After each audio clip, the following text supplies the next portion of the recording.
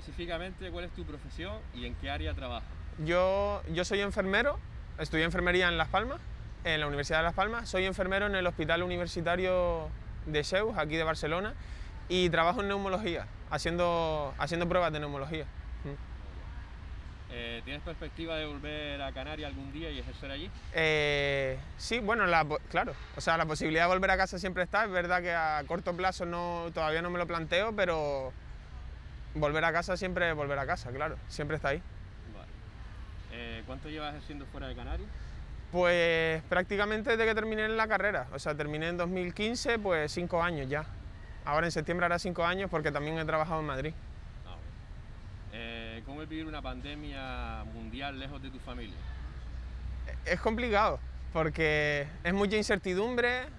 Además, yo trabajando en neumología, en este caso que es sobre todo un virus respiratorio, pues es muy difícil, es muy difícil. La sensación de lejanía y de cuando buscas arroparte con alguien cercano y no lo tienes, claro, no lo tienes cerca. ¿En algún momento desde que empezó la pandemia pensaste en irte a Canarias para estar más aislado de los contagios? A mí lo que me ocurrió fue que la pandemia me pilló allí, entonces, porque ese fin de semana ya tenía pensado ir a Gran Canaria, cuando se declaró el estado de alarma me pilló en Gran Canaria, y entonces, claro, en ese momento mi debate fue o quedarme en casa tranquilo o volverme a Barcelona a cumplir mi labor y a estar en mi puesto de trabajo, que es lo que tocaba. Entonces, sí, me llegué a plantear quedarme allí, aunque al final lo que decidí fue venir para acá. Se hizo difícil, esos 2 o 3 días en los que tenía que volver a coger el avión fue difícil la decisión. Vale. Lo mismo, en algún momento de que empezó la pandemia pensaste en irte a Canarias para hacer la misma labor que aquí, pero allí en Canarias con los tuyos. No, o sea, yo sabía que, o sea, siendo enfermero yo sabía que tenía que ayudar, pero me daba igual en dónde. O sea, yo creo que lo importante en este caso era ayudar, y aunque por supuesto siempre quiero que mis cercanos estén bien y quiero darles todo lo posible a ellos, pero bueno, creo que también, o sea, yo tuve el sentido del compromiso ese de no voy a dejar tirado a la gente con la que he estado trabajando todo este tiempo, claro, hasta antes de la pandemia. Vale, cuando se empezaron a oír los primeros casos, ¿viste venir que iba a ser un problema mundial? O como otras muchas personas creías que no llegaría tanto, en plan, si tú creías que los gobiernos iban a poder tener medidas contra eso, la OMS, o pensaste que esto nadie podía hacer nada contra ello. Pero primeros casos en España o mundiales Ya, o... cuando ya lo viste Vale. desde China. Vale, cuando lo vi desde China yo no le di importancia a ninguna. Influenciado también, o sea, influenciado. Me tomé al pie de la letra lo que decía lo que decía la OMS y el gobierno de aquí, todo, que nadie le daba cierta importancia, sino que decían que iba a estar delimitado y no le di importancia. Cuando llegó a Italia sí me preocupé más. Ahí sí pensé que si en Italia creció como creció, que nosotros estábamos en el mismo riesgo y que deberíamos tener más cuidado. O sea, en ese momento yo sí estaba más preocupado. No pensé que fuera a ser esto, está claro, pero sí pensé que podía llegar a España y podría llegar fuerte, como llegó a Italia. Ya una vez con el COVID en España, ¿trabajaste o trabajas en ello, en ese entorno? Sí, durante el confinamiento trabajé en ello. Yo, bueno, como dije al principio, trabajo en neumología, en consultas externas. Cuando llegó la pandemia, o sea, se declaró el estado de alarma, se cerró todo consultas externas, todo estaba dedicado a COVID. Y como trabajo en la sanidad privada, a mí me pusieron en ERTE. Entonces, cuando me pusieron en ERTE, pues decidí ir a otro hospital a ayudar, al Clinic. Y entonces trabajé durante el confinamiento, sí trabajé en esto, ahora no. Aunque sí es verdad que por estar en neumología sigo viendo mucha gente que ha pasado el COVID y le hago las pruebas a la gente de COVID. Cuando estuviste en el Clinic, ¿en qué área trabajaste? Era todo COVID. O sea, había muy pocas unidades que no eran COVID. Además, como yo vengo de neumología y al hacer, bueno, entrevistas, es que realmente el hospital me llamó y me dijo, ¿eres enfermero? ¿Quieres trabajar? Nos hace falta enfermeros. No hubo ni entrevistas. Pero eso, como en ese momento, en ese pequeño filtro que hubo, como he trabajado en neumología ya, llevaba 3 años trabajando en neumología, me pusieron en la planta que corresponde a neumología, pero que es todo COVID. O sea, era todo COVID, claro. ¿Cómo es el hecho de pasar, digamos, de una rutina de consulta externa a un trabajo a tope de COVID? Bueno, fácil no es, sobre todo por el ritmo de trabajo. A la hora de... Bueno, cambias tu rutina totalmente, es una adaptación, en este caso una adaptación rápida además, porque por lo general cuando llegas a un trabajo nuevo te dan unos días como de formación y sí, de formación, de adaptación, y yo no lo tuve. Bueno, sí, lo tuve, pero tuve un turno por la mañana. Encima me pusieron a trabajar turno de noche y me dijeron, ven por la mañana, te haces una idea y ya esta noche entras a trabajar. Entonces fue difícil, rápido y a lo que se podía. Una vez pasas allí y se lo comunicas a tu familia, ¿temió por ti o estaban tranquilos? Sí, cuando les dije que me habían puesto en ERTE y que pensaba mandar el currículum a un hospital, algún familiar muy cercano me dijo que me lo pensara más de una vez, que si la vida que si había tenido la suerte de estar en ERTE y no haber tenido que ir, aunque fuese enfermero, a ayudar, que interpretara lo que me decía la vida, que me quedara en casa. Entonces ahí también fue difícil para mí porque yo sentía como la llamada del deber y claro, mis familiares, con toda la razón del mundo, me decían que me lo pensara 2 o 3 veces. Ahora que ya ha pasado un tiempillo que has estado trabajando ahí, bueno, ya has dejado de trabajar ahí ¿ya estás más tranquilo? Bueno, sí, están más tranquilos, claro, porque no estoy en planta COVID.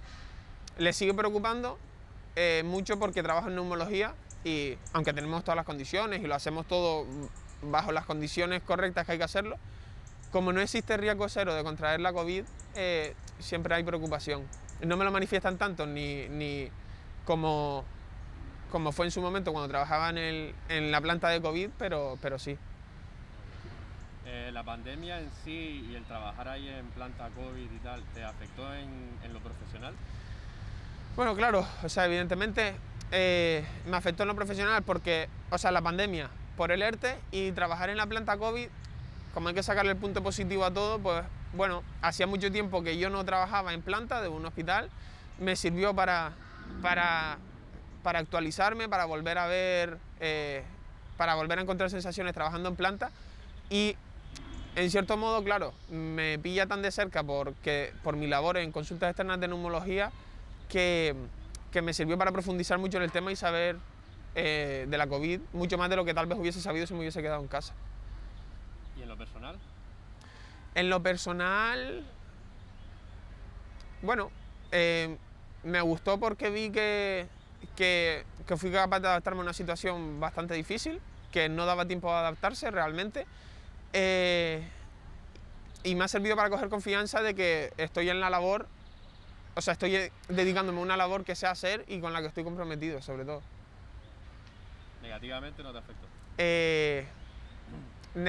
Sí, bueno, claro.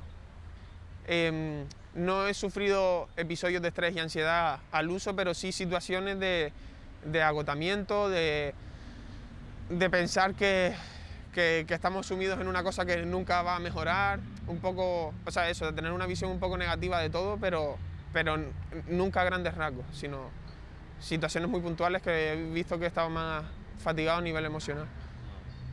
Cuando estuviste en planta, ¿cómo veías a los pacientes? ¿Había miedo o tranquilidad? ¿Había incredulidad o pasotismo? Pasotismo no, pero porque el que estaba en planta en aquella época era gente que realmente estaba mal. Es decir, por pasotismo podían haber llegado ahí, pero en ese momento estaban bastante preocupados, sobre todo mucha preocupación e incertidumbre. No entendían por qué, si era un virus respiratorio, por qué les costaba caminar, por qué se sentían decaídos general. Yo la palabra que utilizaría sería incertidumbre para definir el estado de la gente que estaba allí. Y miedo, claro, mucho miedo. ¿Tú o el resto de compañeros se vieron derrotados en algún momento? Sí, yo no. Como te decía antes, me afectó a nivel negativo, pero en momentos muy puntuales y nada grandes.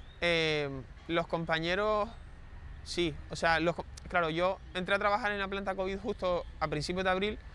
Digamos que la peor situación de no tener material, no conocer el virus y todo ocurrió durante marzo y trabajé con una compañera que continuamente decía, sobre todo cuando empezó la desescalada en el resto de España, porque aquí fue más lento, siempre decía, no, como volvamos a una segunda ola, yo es que me pido la baja, es que es imposible, yo he vivido situaciones aquí que nunca me imaginé vivir, esto parecía la guerra, teníamos que decidir si esta persona ingresaba en UCI o no, sabiendo que si no ingresaba en UCI muy probablemente iba a fallecer.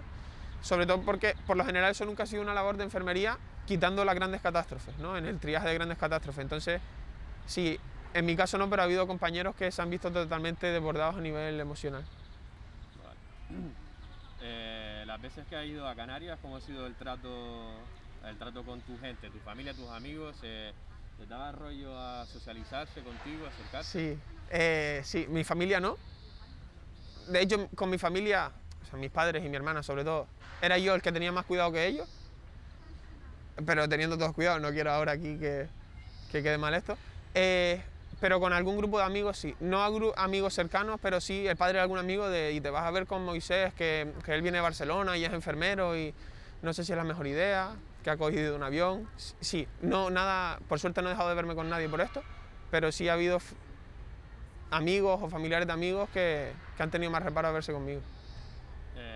¿Tuviste o tienes a alguien de riesgo en la familia o que se haya contagiado?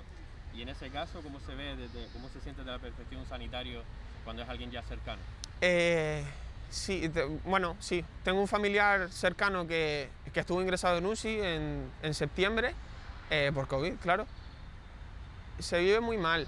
O sea, a mí desde mi punto de vista la sensación o sea, sobre todo me llegó mucho porque yo siempre he pensado que la gente no se lo toma todo en serio, de que se lo tiene que tomar, y el que me tocara un caso cercano fue como, es que al final pasó, no puede ser que alguien cercano no se lo tomara en serio, que después me explicaron la situación y no fue así, ¿no? Sino que un familiar de este familiar cercano fue quien no se lo tomó en serio. Entonces,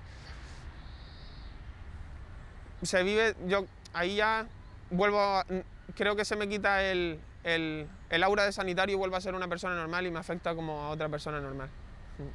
Vale, de los aplausos en los balcones y toda esta moda, hasta ahora, ¿sientes que la gente te valora más todavía y a los sanitarios en general?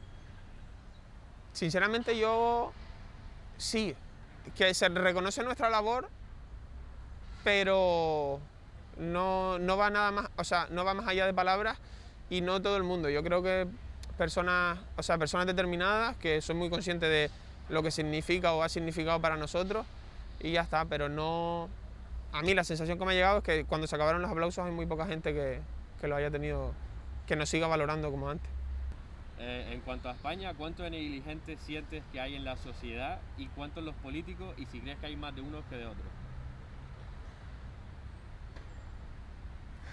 Yo no sé, creo que gran parte del error está en la sociedad y en cuanto a política, claro, tengo mi opinión. He criticado muchas acciones que han hecho los políticos, sobre todo me ha parecido que más que negligentes han tardado mucho en tomar decisiones, pero ahí prefiero no entrar a valorar porque entiendo que lo pueden hacer mal porque se confunden, pero sobre todo porque es muy difícil tomar una decisión. La balanza salud-economía, que no se debería reducir el debate ahí, pero es muy difícil. Y entonces, yo sobre todo, la sociedad sí creo que es muy negligente, que lo ha hecho muy mal. Hay mucha gente que no se lo ha tomado todo lo en serio que se lo tendría que tomar. Y en cuanto a políticos, prefiero no entrar a valorar porque es una opinión que realmente creo que carece de fundamento. ¿Crees que hicieron bien ocultando el comité de expertos? No, para nada. O sea, creo que se debería haber sabido quién era el comité de expertos. Me parece bien que hubiese un grupo dedicado solo a esto, solo y específicamente a esto, decisiones sobre cómo va la pandemia, pero se tiene que saber quiénes son y qué concluyen en cada reunión. ¿Viviste algo relacionado con la falta de medios en cuanto a respiradores, camas?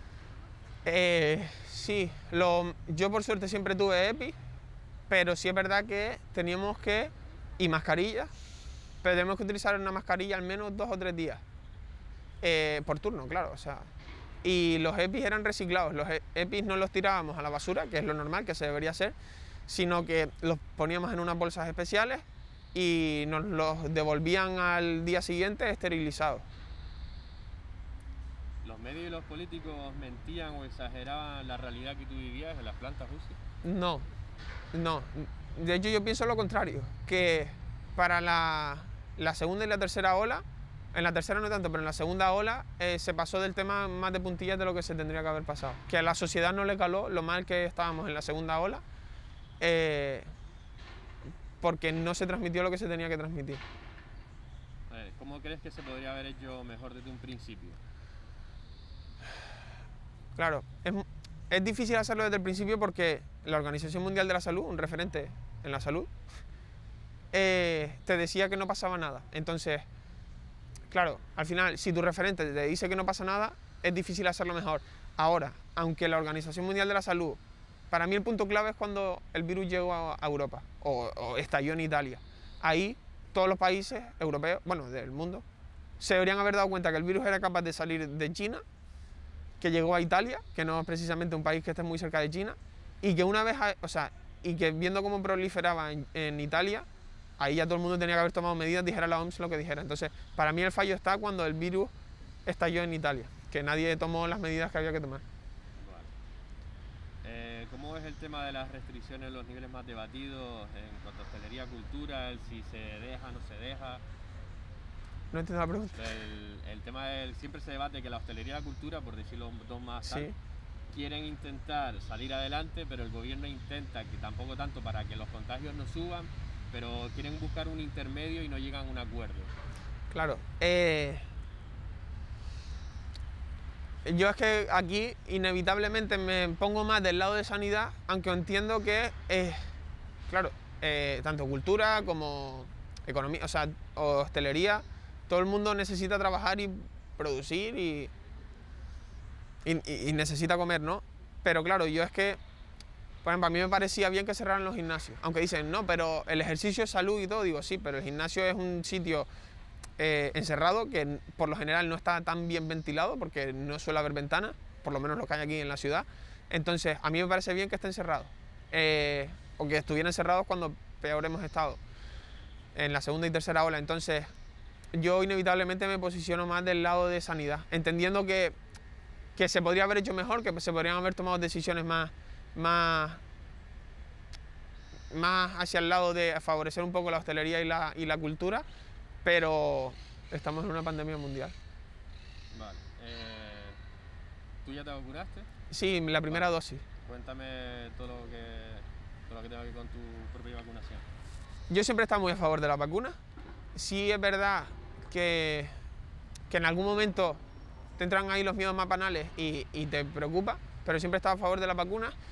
Y bueno, sobre todo antes de ponérmela, hay compañeros que le han dado un poco de reacción, como cualquier otra vacuna, entonces vas ahí con la mosca detrás de la oreja de, uy, a ver cómo me va a reaccionar y esto. De momento yo solo llevo la primera dosis y como si nada. Me molestó un poco, pero es como si tuviera un moratón de un golpe que me di y ya está.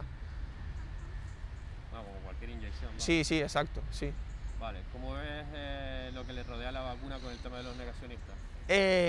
Claro, ahora todos somos expertos en vacunas, cuando no hemos tenido, cuando no hemos tenido ni idea nunca, como hemos sido expertos en transmisión y en política, ¿no? Entonces, entiendo que haya dudas, porque es una vacuna que ha salido muy rápido, cuando siempre te han dicho, en menos de un año, cuando siempre te han dicho que las vacunas duran, por lo general, lo más rápido creo que la que había salido era como en torno a 5 o 6 años. Entiendo esas dudas, pero yo confío mucho en la ciencia y que si se hace es porque se puede hacer, se puede administrar, que no nos va a suponer nada excesivamente peligroso. Vale.